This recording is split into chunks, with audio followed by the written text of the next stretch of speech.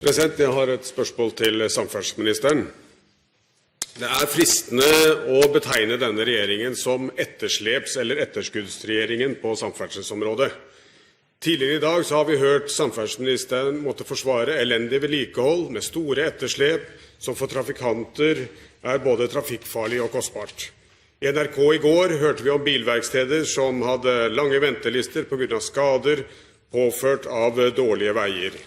Uten at regjeringen vil ta noen egentlige grep, de stemmer blant annet ned forslaget om vedlikeholdsfond. Så opplever vi også at nye veier, som E18 i Østfold, ødelagt bare etter 6 måneder. Og det på grunn av manglende standarder og krav til hva som god vei. Etterskudd igjen. E6 i Gudbrandsdalen eksempel på hvor trafikken øker raskere enn man bygger veien. Vi må få minne statsråden om at Høyre vil ha smal firefeltsvei gjennom hele Gudbrandsdalen, realisert som et OPS-prosjekt. Siste område jeg vil nevne utbygging av midtdelere. Her ligger regjeringen bokstavelig talt milevis på etterskudd. Høyre har påpekt dette tidligere og lagt inn store budsjettstyrkninger i våre alternative budsjett. Regjeringen og statsråden svarer at midtdelere alene løser ikke problemet med dødsulykkene. Nei, selvsagt gjør ikke det, men det vil i hvert fall ta en rekke av de 100 møteulykkene som følge av at vi ikke har midtdelere på veiene våre.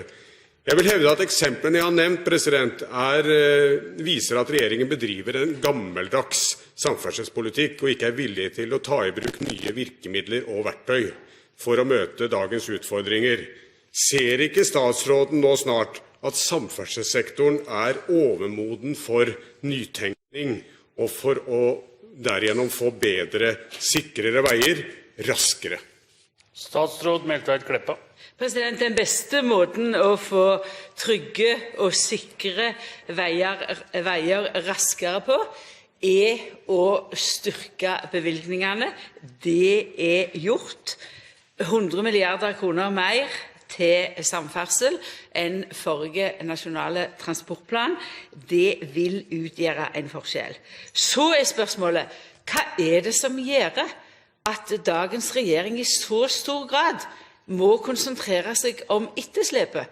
At jeg må be Statens vegvesen rekne over hvor mye skal til i 2011 for å stoppe forfallet? Det jo ikke dagens regjering som der problemet. Det faktisk 10 år med forsømmelser, og inkludert en regjering som Øyvind Halleraker helhjertet støttet tidligere. Så til de eksemplene som her brukt. Alle stemte for et løp på Øyer 13. Det som var spørsmålet for regjeringen da, det var for øvrig før jeg overtok som samferdselsminister, det var jo skulle vi sette i gang nå med de planene som forelå, eller planlegge 2 løp på litt lengre sikt, og heller i den tunnelen legge inn trafikk, overvåking, altså fartskontroll og rumlefelt. Det siste vil bli gjort, og 2 løp vil også på plass innen trafikken øker. Så, vil jeg minne om at det som hovedpoenget nå, det å realisere de planene som foreligger, innføre de midlene som til disposisjon, og det blir altså hver måned bedre vei i Norge. Halleraker til oppfølging. Ja, takk, Med all respekt, jeg vil nok hevde at etter 6 år, og 6 år i politikken lang tid, så burde denne regjeringen stå for sin egen politikk og dermed bli voksen. Jeg vil ta et av de områdene jeg gikk inn på, nemlig midtdelere. Og det slått fast gang på gang at midtdelere redder liv.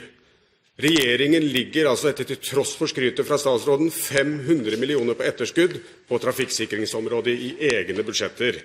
Og dette rammer selvsagt utbygging av midtdelere, som så viktig for å unngå de tragiske møteulykkene.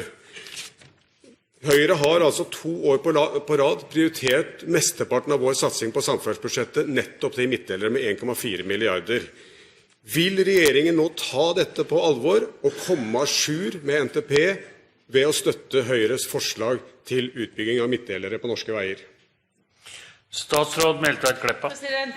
Vi er à jour i forhold til vår egen plan når det gjelder midtdelere. 750 km med midttiltak i 10-årsperioden. Av de 250 km med midtdelere. Det er sågar slik at når det gjelder øvrige midttiltak, så ligger vi langt føre det som var målet. Status etter 2010. Så må jeg få lov å minne om at 30% av ulykkene skyldes i stort tiltak, altså forhold ved veien, 70% forhold med føreren. Og i motsetning til Høyre, så tar denne regjeringen dette på alvor. En bred tilnærming, tryggere veier, tiltak i forhold til et sikrere kjøretøy, og ikke minst og forslag knyttet til det ansvaret som det er å være fører på disse veiene.